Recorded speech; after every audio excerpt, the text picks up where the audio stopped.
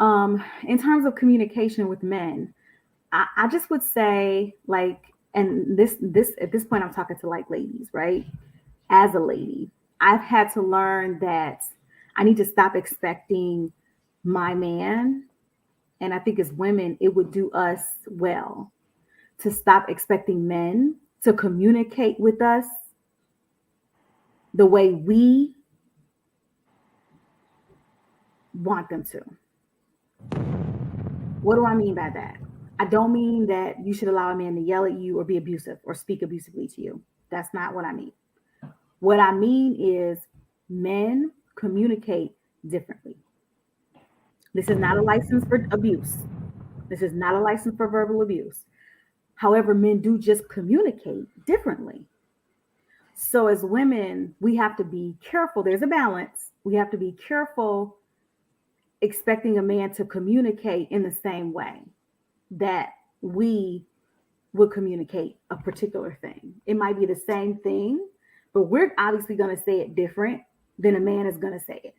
And we can't always expect a man to say it the way we would say it because they are so not us. Men are more logical, they're more analytical. Not that we can't be those things. I'm not saying that, but this is their nature. It's second nature for them. It's just natural for them. They don't have to think about it. They are just different.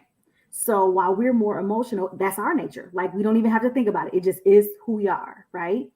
Now, we can control it to a certain extent, but it is who we are, right? So when we hear things, when they go across our filter, they hit our emotions first, right? Which is why we tend to be easily offended. Whereas a man, like he can be a little bit more receptive of feedback because his first response is an emotion, right?